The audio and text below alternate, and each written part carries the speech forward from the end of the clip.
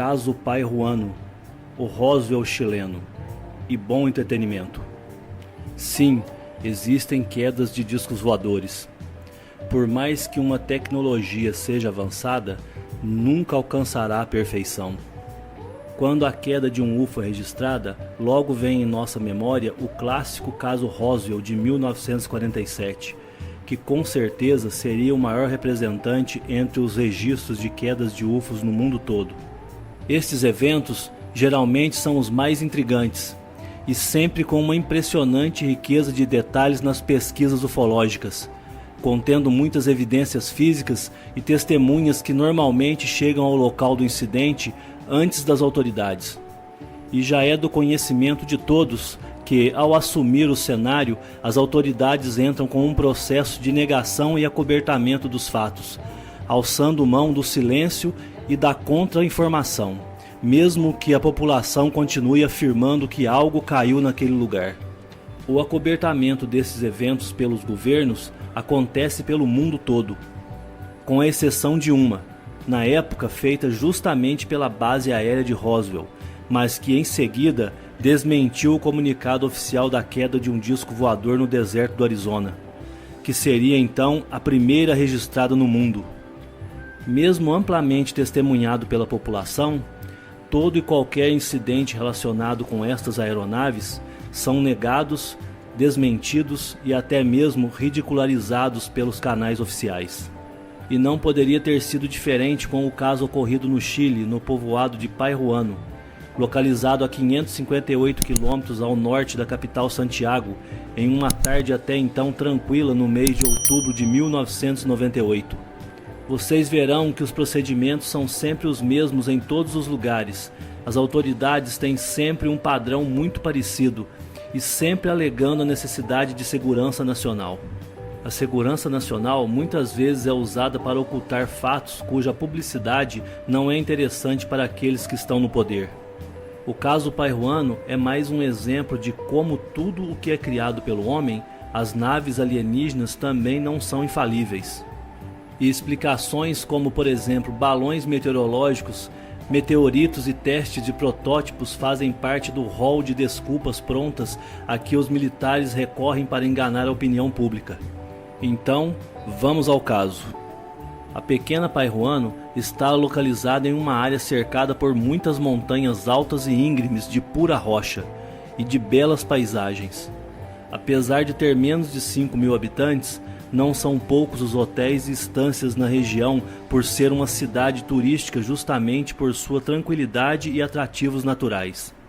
Mas por volta das 15h30 do dia 7 de outubro de 1998, a tranquilidade de Pai Ruano foi quebrada por algo que caiu em um morro chamado Las Molacas, bem próximo da área urbana, chamando a atenção de boa parte da população local, que assombrados e curiosos foram até a colina e puderam observar o misterioso objeto que ficou por lá visível durante várias horas. Todos os que puderam testemunhar o fenômeno, como foi o caso da senhora Lina Mexea, dizem que primeiro observaram 3 objetos não identificados sobrevoando Pai Ruano, e um deles caiu sobre Las Molacas. O objeto parecia estar pegando fogo enquanto caía, e os outros teriam seguido o mesmo trajeto. Um homem de nome Raul Flores, cuja casa fica nos pés da colina, descreveu o objeto de forma bem precisa. Segundo Flores, o objeto tinha a aparência de um disco de metal e irradiava um brilho metálico intenso, e disse que nunca em sua vida havia visto algo tão estranho, e que não teria sido o único a testemunhar tal fato extraordinário. Muitas outras pessoas também testemunharam a mesma coisa. Então dezenas de testemunhas, umas após outras, apresentaram-se confirmando os fatos e até mesmo acrescentando detalhes ao ocorrido. Houve outra descrição detalhada do veículo danificado, que foi dada por um professor de Pai Ruano, que por um longo tempo observou o objeto usando um teodolito. Foram 2 estruturas com brilho metálico vistas, uma em cima da colina e outra a alguns metros abaixo, que tinha forma triangular e se partiu em 2. Explicou o professor, foi como um triângulo que se partiu em 2. Meia hora depois do incidente, os militares isolaram a área e, juntamente com os membros do Grupo de Operações Especiais da Polícia, o GOEP, bloquearam o caminho para a área. E então, o assessor do prefeito do município, que se preparava para fazer um pronunciamento de emergência para a imprensa, mudou de ideia repentinamente. Marcos Galardo, que naquele momento seria o responsável pelas relações públicas de Pairuano, disse ter recebido um telefonema de uma pessoa com sotaque estrangeiro, que se identificou como membro da Agência Espacial Norte-Americana, a NASA, solicitando que não levassem o fato a conhecimento público e que lhe enviassem um relatório completo sobre tudo o que ocorrera. Então, mais do que depressa, Galardo desmarcou a conferência tão aguardada com a imprensa. Aliás, o prefeito de Pairuano na época, Lorenzo Torres, tomou uma posição bastante passiva em relação aos fatos. Não foi ao local e nem falou com as testemunhas. As horas se passaram, mas o objeto voador não identificado continuava visível para os moradores da região, e desta forma permaneceu até a noite de quinta-feira. Muitos moradores ouviram movimentos de helicóptero na noite de 8 de outubro na colina Las Molacas. E ao amanhecer da sexta-feira, dia 9 de outubro, tudo havia desaparecido da área sem deixar vestígios. Patrício Dias, um pesquisador local, realizou cerca de 60 entrevistas com moradores da área, que descreveram a ocorrência de várias anomalias relacionadas ao incidente. Uma delas seria a interrupção da transmissão de rádio e televisão em várias cidades vizinhas a Pairuano, como Monte Pátria e Pisco Elqui.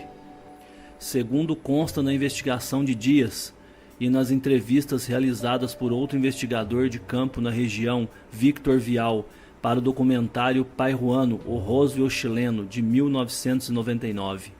O registro de Dias feito por um motorista de táxi foi um dos relatos mais intrigantes, onde ele afirmou ter visto em uma de suas jornadas noturnas por aquela área 3 caminhões militares tipo Unimog circulando no local, e um deles comportava uma rampa e parecia transportar uma estrutura circular fosforescente parcialmente coberta por uma lona. Os helicópteros, segundo o depoimento de muitas testemunhas, eram do tipo Black Hawk, muito usados pelas forças militares dos Estados Unidos, e foram diretamente ligados por essas pessoas ao desaparecimento dos escombros do misterioso objeto que se acidentara por lá.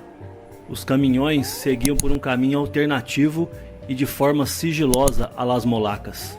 E de imediato a polícia tentou chegar ao topo do monte, onde foram feitas 6 tentativas a cavalo, mas que um dos animais morreu devido ao grande esforço, e o exército chileno aparentemente conseguiu recuperar o objeto não identificado. Um jornalista que na época trabalhava para o Canal 13 da Universidade Católica do Chile, de nome Rodrigo Gar, gerenciava vários escritórios na região, tornou-se protagonista de uma expedição para o Monte Las Molacas 3 dias após o ocorrido, com o acompanhamento de alguns policiais. O Gard teria então mostrado o que na versão da polícia teria causado toda a confusão em torno do brilho que foi visto em Pairuano, que seria uma pedra com cerca de 50 centímetros de diâmetro pintada de branco. Essa foi a explicação oficial que aparentemente havia convencido inclusive o experiente Gard. Minhas considerações. Fica uma pergunta: por que o acompanhamento policial? Talvez para garantir que o jornalista não revelasse a verdade, mantendo a versão, diga-se de passagem, no mínimo ridícula e descabida das autoridades, e garantindo o acobertamento do fato usando a credibilidade de Ugarte. Continuemos então, pois é simplesmente ridículo pensar que o brilho da tal pedra com cerca de 50 centímetros se assemelhasse ao brilho metálico de um corpo de cerca de 15 metros de diâmetro. Então ficava a cada momento mais do que evidente que algo de grande volume havia sido removido da montanha. Várias explicações foram criadas para tentar acalmar a febre ufológica em Pairuano. Uma delas foi dada pelo astrofotógrafo da colina Tololo, Arturo Gomes. Em Tololo funcionam os observatórios astronômicos do consórcio de universidades particulares norte-americanas, em colaboração com o Observatório Óptico Astronômico Nacional mediante convênio entre National Science Foundation dos Estados Unidos e a Universidade Católica do Chile.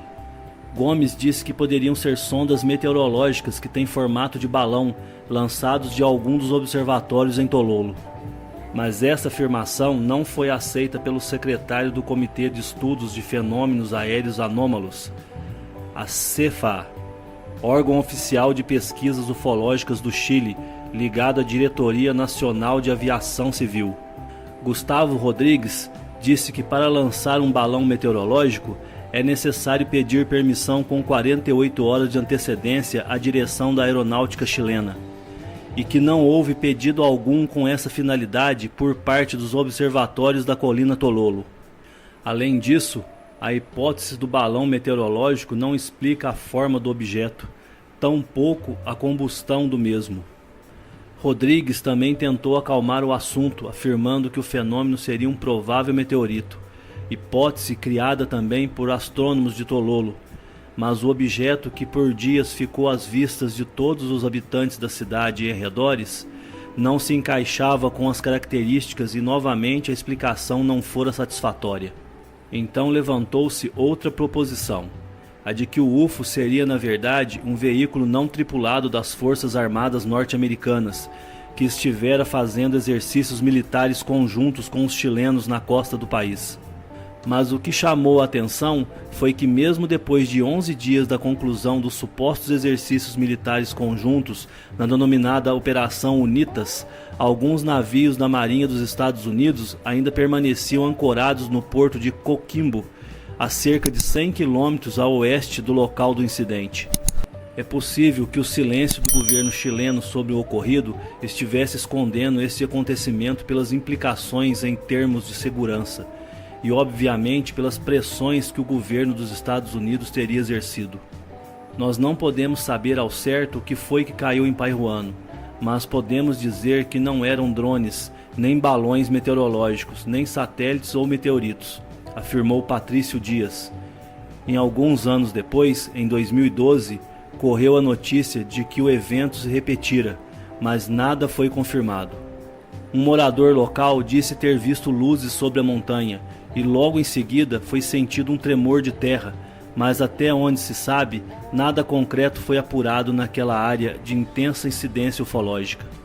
Tremores de terra e outros tipos de eventos geológicos ou mesmo atmosféricos são comuns durante ocorrências ufológicas, especialmente quando os objetos voadores não identificados observados encontram-se muito próximos do solo, em voos de baixíssima altitude. Em casos extremos, mas também já amplamente registrados, é comum termos, além de abalos sísmicos, tempestades de raios e de areia, muitas vezes com uma apresentação dramática do céu. Por exemplo, no conhecido caso Varginha, ocorrido naquela cidade mineira em 20 de janeiro de 1996, houve uma tremenda tempestade com raios que acabou da mesma forma abrupta como começou.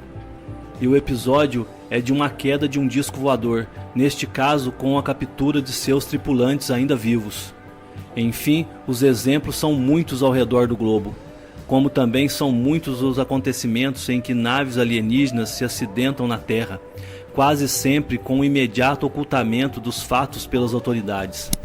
O citado caso Varginha teve neste aspecto os mesmos componentes do caso Pairuano, ou seja, a chegada de militares que acabam por impedir o acesso da população, dos pesquisadores e até mesmo da imprensa aos locais afetados.